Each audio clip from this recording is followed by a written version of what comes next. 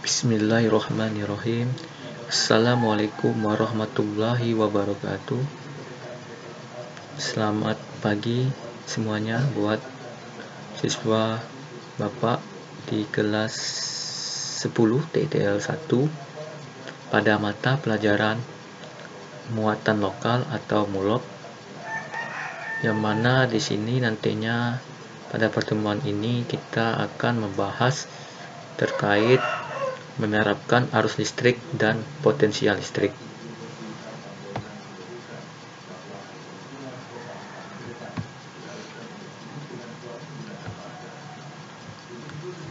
Sebelum berlanjut ke masalah yang lebih substansial atau masalah inti, ada satu masalah yang kadang masih menimbulkan kebingungan dalam pemahaman antara istilah listrik dan elektronik.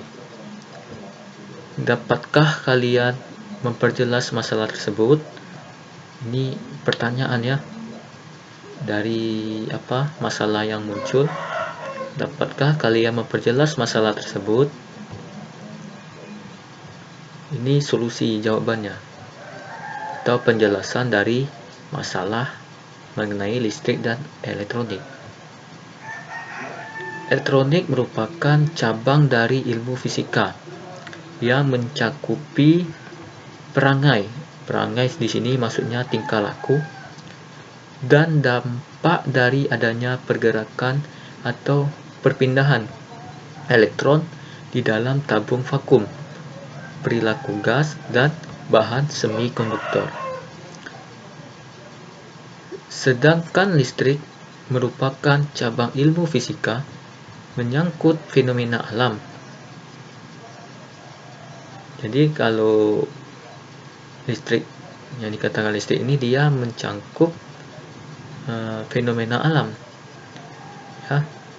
Listrik dapat diketahui hanya melalui dampak atau efek yang ditimbulkan oleh muatan listrik, arus listrik, medan listrik, dan magnet listrik. Ya kan? Listrik biasanya mengacu kepada pembangkitan tenaga listrik, transmisi tenaga listrik, dan pemanfaatan tenaga listrik. Sedangkan elektronik biasanya berhubungan dengan penggunaan listrik daya rendah atau arus lemah untuk mengontrol rangkaian atau sirkuit berdaya besar atau arus kuat.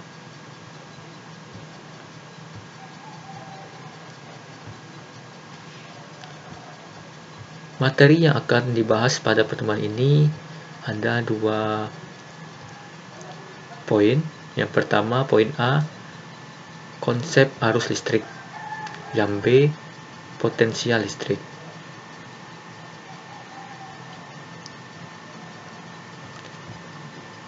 Konsep arus listrik.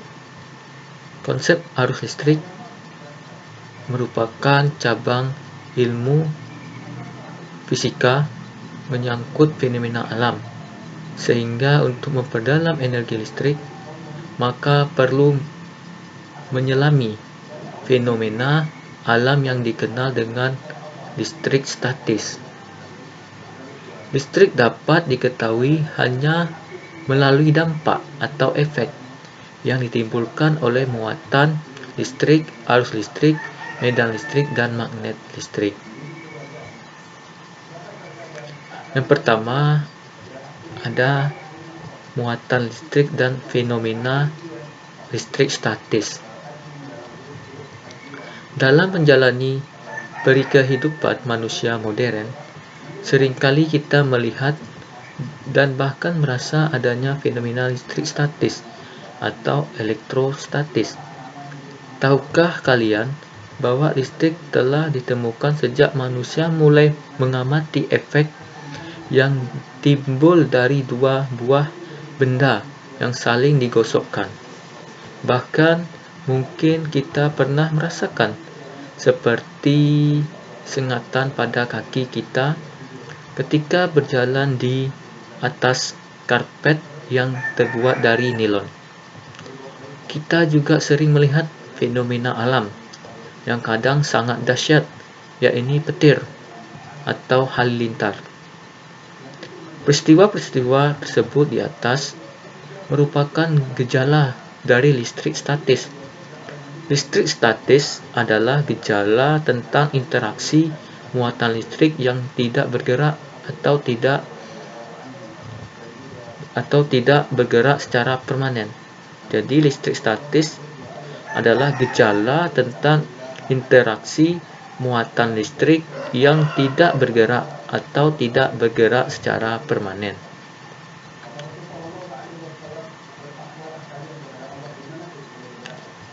Selanjutnya, teori atom. Suatu zat terdiri atas partikel-partikel kecil yang disebut atom. Atom berasal dari kata atomos, yang artinya tidak dapat dibagi-bagi lagi. Tetapi, dalam perkembangannya ternyata atom ini masih dapat diuraikan lagi. Atom terdiri atas dua bagian, yaitu inti atom dan kulit atom. Inti atom bermuatan positif, sedangkan kulit atom terdiri atas partikel-partikel bermuatan negatif, yang disebut elektron. Inti atom tersusun dari dua macam partikel, yaitu proton yang bermuatan positif dan neutron yang tidak bermuatan atau netral. Suatu atom terdiri dari yang pertama inti atom yang disebut nukleus. Nukleus terdiri dari dua partikel yang berkaitan dengan erat disebut proton yang bermuatan positif dan neutron tidak bermuatan atau netral. Elektron yang bermuatan negatif yang pergerakannya berbentuk elip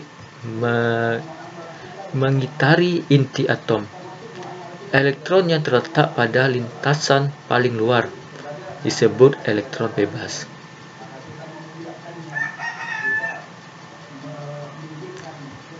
Suatu atom dikatakan netral apabila di dalam intinya terdapat muatan positif atau proton yang jumlahnya sama dengan muatan negatif elektron pada kulitnya. Kita lihat gambar ini. Ini merupakan gambar susunan atom. Yang mana di sini ada elektron atau muatan negatif. Di dalam sini ada muatan proton atau positif, di sini neutron atau muatan netral. Inilah susunan dari atom. Suatu atom dikatakan bermuatan positif apabila jumlah muatan positif pada inti lebih banyak daripada muatan negatif pada kulit atom yang mengelilinginya. Suatu atom dikatakan bermuatan negatif apabila jumlah muatan positif pada inti lebih sedikit daripada jumlah muatan negatif pada kulit atom. Kita lihat gambar 2 susunan atom netral, positif, negatif. Dari penjelasan ini bentuk gambar dari bermuatan positif atau atom positif.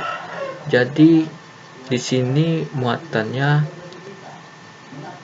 nilai positif atau proton di sini lebih banyak jumlah muatan positif pada inti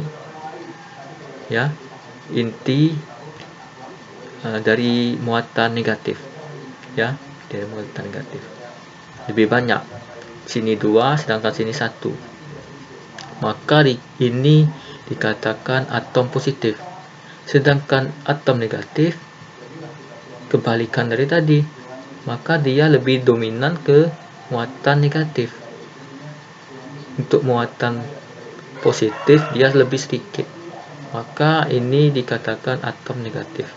Jumlahnya lebih banyak, jumlah negatifnya atau elektron itu lebih banyak ketimbang jumlah proton. Yang untuk gambar ini muatan netral.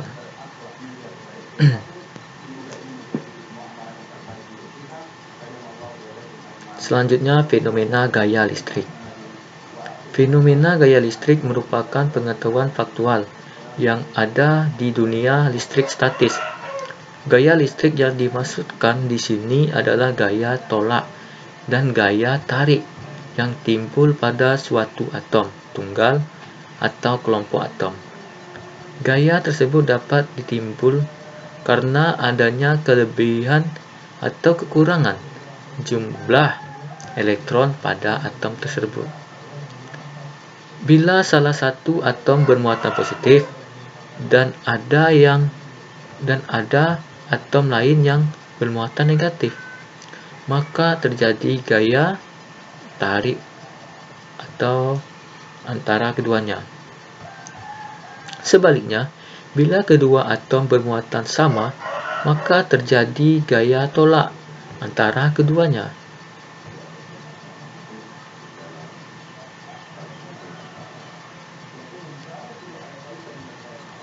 Selanjutnya, medan listrik. Untuk memperjelas fenomena sifat muatan listrik, kalian harus mengkaji pengetahuan konseptual terkait dengan istilah medan listrik. Setiap benda yang bermuatan listrik pasti akan memancarkan garis-garis gaya listrik ke segala arah seperti diperlihatkan dalam gambar 3. Kita lihat gambar 3 ini merupakan gambar garis-garis gaya listrik. Kita lihat di sini ada muatan positif yang mana rapanannya keluar, ya kan? Ini penjelasannya. Rapanannya keluar. Ini merupakan hukum dari Faraday, ya, hukum Faraday. Sedangkan ini ada muatan negatif, namun arah panah ke dalam. Ini merupakan hukum Oersted. Bisa kalian baca untuk lebih detailnya ya mengenai hukum-hukum tersebut. Pada benda bermuatan positif, maka garis-garis gaya listrik akan memancarkan keluar benda. Ini untuk ini gambarnya. Jadi bermuatan positif, garis-garis ini atau garis gaya listrik akan memancar keluar. Dia akan menuju keluar. Sedangkan pada benda bermuatan negatif, garis gaya listrik akan menuju ke dalam. Lihat arah panahnya. Muatan negatif, garis gaya listriknya menuju ke dalam. Medan listrik adalah daerah di sekitar benda bermuatan listrik yang masih dipengaruhi oleh gaya listrik. Medan listrik digambarkan dengan garis-garis gaya listrik. Selanjutnya, arus elektron. Seperti telah kalian ketahui, listrik merupakan salah satu bentuk energi yang sangat luas penggunaannya di dunia ini. Bentuk energi ini sangat mudah diubah dalam bentuk energi lain seperti energi gerak, panas, suara, maupun kimia. Dari berbagai macam konversi, inilah yang membuat peri kehidupan kita di zaman modern ini menjadi sangat nyaman, ya kan? Dalam peri kehidupan modern seperti yang kalian alami saat ini, sangat sulit memisahkan listrik dari kehidupan. Bayangkan kalian tak ada listrik, ya.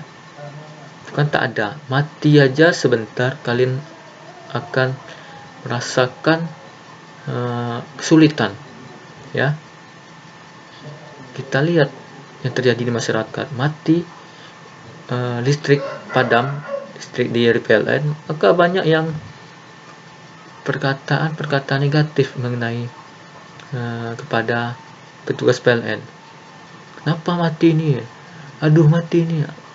Mati aja sebentar kalian terasa sulit. Bagaimana tanpa listrik? Bisakah kalian bayangkan kehidupan kalian tanpa listrik? Ya, harus kita akui bahwa kita sangat tergantung pada listrik, bahkan lebih daripada yang kita sadari. Kita memerlukan listrik untuk memperoleh informasi, berkomunikasi lewat telepon dan internet, atau sekedar untuk memperoleh cahaya yang nyaman di malam yang damai. Namun listrik memiliki peran yang lebih penting daripada itu.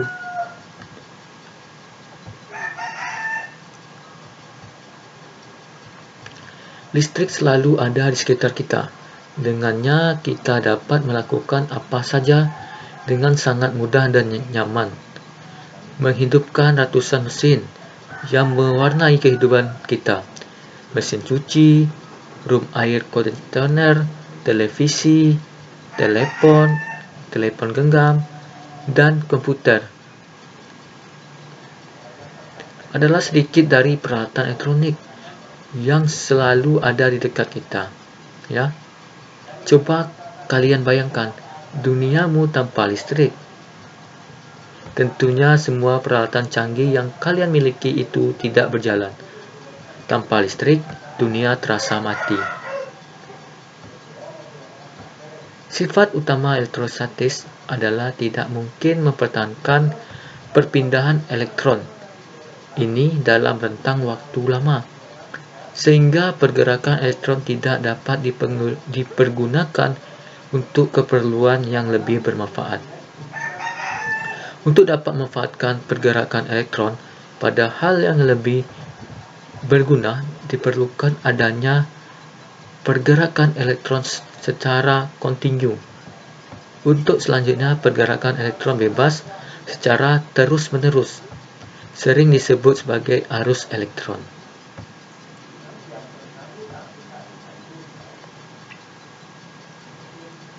Selanjutnya, jenis arus listrik. Yang mana jenis arus listrik ini ada dua. Yang pertama itu arus searah atau DC, ya, arus searah atau DC. Yang kedua arus bolak-balik atau AC. Jadi ada dua jenis listrik, arus listrik.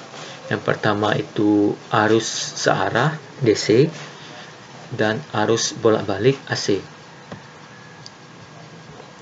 Arus searah atau DC adalah arus listrik yang hanya mengalir dalam satu arah. Tempat umum untuk menemukan arus searah adalah dalam baterai atau aki. Itu masih arus searah DC. Sebuah baterai pertama diisi dengan menggunakan arus searah yang kemudian diubah menjadi energi kimia. Ketika baterai sedang digunakan, ternyata energi kimia kembali menjadi listrik dalam bentuk arus searah. Ya, dalam bentuk arus searah. Ketika kalian ketika baterai sedang digunakan, ternyata energi kimia kembali menjadi listrik dalam bentuk arus searah. Baterai perlu arus searah untuk mengisi dan hanya akan menghasilkan arus searah. Contohnya seperti kalian mengecas HP, ya kan? Itu merupakan arus searah. Kalian ngecas HP, barangkali ada laptop di rumah. Kalian mengecas laptop, itu arus searah. Ya, dia menyimpan energi kimia kembali menjadi listrik. Contohnya itu, kalian mengecas HP, laptop, cas lampu emergency, itu merupakan arus DC. Untuk arus bolak-balik atau AC, seperti namanya, bergantian arah. Arus bolak-balik digunakan untuk produksi dan transportasi listrik. Hal ini dikarenakan ketika listrik diproduksi dalam skala besar, misalnya di dalam pembangkit listrik, ia memiliki tegangan tinggi yang berbahaya. Ya, jadi AC ini arus kuat atau arus tinggi, sedangkan DC arus lemah. Itu tadi, seperti baterai. Kalau ini arusnya kuat. Contohnya apa? Arus yang ada di PLN itu arus AC. Nah, cobalah kalian tersentrum, gimana rasanya? Terkejut, ya. Coba kalian pegang baterai DC itu, tak ada pengaruhnya karena tegangannya kecil. Kalau AC ini tegangnya besar, ya kan? Untuk arus di rumahmu, arus PLN itu tegangannya sebesar, kalau satu fasa itu 220 volt. Kalau 3 fasa dia 380 volt. Wajar kalian tersentrum kan? Nah, karena itu tadi, dia memiliki tegangan tinggi. Kalau DC kita tidak sentrum karena tegangannya rendah. Kalau di aki motor itu tegangannya 12 volt. Berbeda dengan AC di rumah kalian, 220 volt. Sangat jauh selisihnya kan?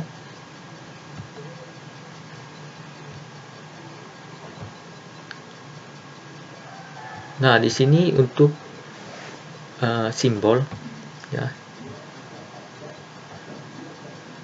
Nah, di sini gambar bentuk gelombang dan lambang arus listrik. Dan sini bentuk gelombang dari AC. Ya, gelombangnya gelombang sinusoida, bolak-balik. Untuk simbol, untuk lambang itu seperti ini. Ya. Lambang arus AC seperti ini. Yang DC itu arusnya tetap searah, tidak bolak-balik. Untuk lambang dapat kita lihat seperti garis berikut ini. Inilah perbedaan AC DC dari segi bentuk gelombang dan lambang arus listriknya. Jangan nantinya kalian tidak tahu bentuk-bentuk gelombang tersebut. Yang dikatakan AC seperti apa gelombangnya dan DC seperti apa, kalian harus tahu karena kalian jurusan listrik, ya kan?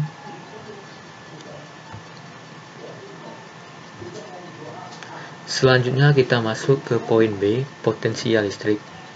Potensial listrik lazim juga disebut sebagai tenaga listrik. Akan mudah menganalogikan aliran listrik dengan aliran air. Kita analogikan seperti aliran air. Misalkan kita mempunyai dua tabung yang dihubungkan dengan pipa, seperti pada gambar.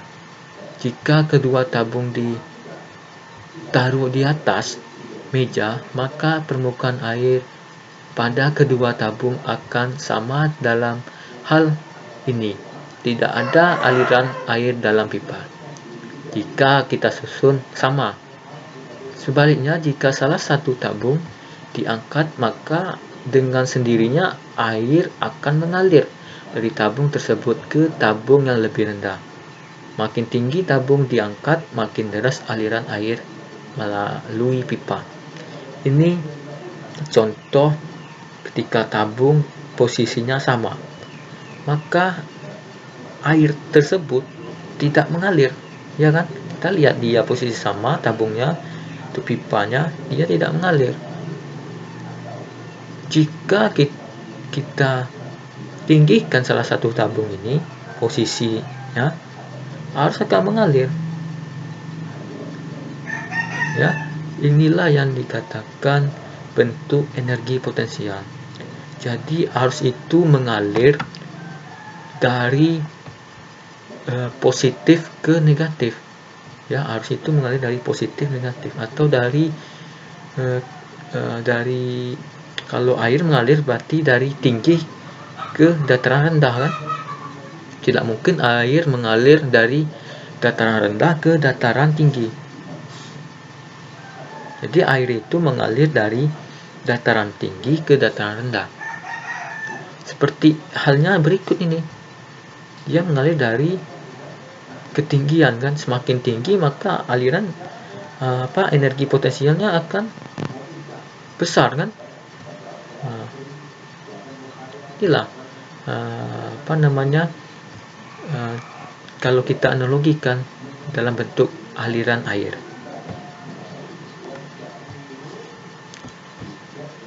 Terjadinya aliran tersebut dapat dipahami dengan konsep energi potensial. Tingginya tabung menunjukkan besarnya energi potensial yang dimiliki, kan? Jadi tingginya tabung menunjukkan besar energi potensial yang dimiliki. Semakin tinggi tabung yang kita pasangkan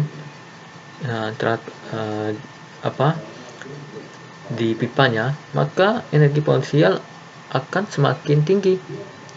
Yang paling penting dalam hal ini adalah perbedaan tinggi kedua tabung, yang sekaligus menentukan besarnya perbedaan potensial, ya kan?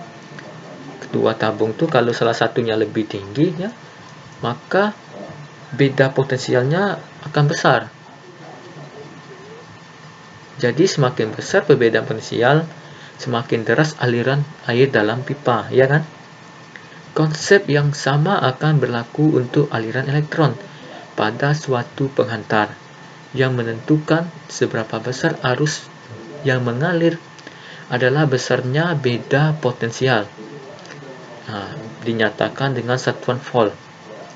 Jadi untuk sebuah konduktor, semakin besar perbedaan potensial akan semakin besar pula, ya, akan semakin besar pula arus yang mengalir.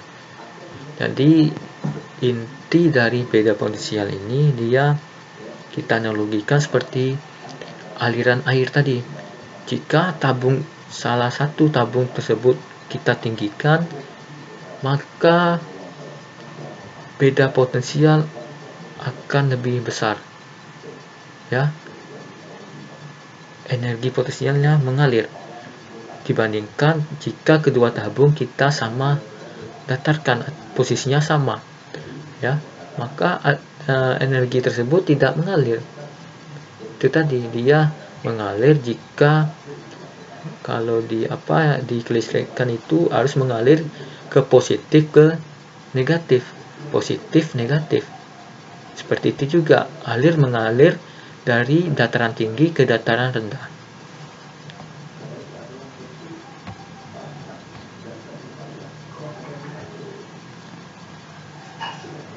Baik, sampai di sini materi kita hari ini. Semoga apa yang Bapak sampaikan bermanfaat, ya, untuk pembelajaran kita hari ini. Bapak akhiri, wabillahi taufiq wal hidayah. Wassalamualaikum warahmatullahi wabarakatuh.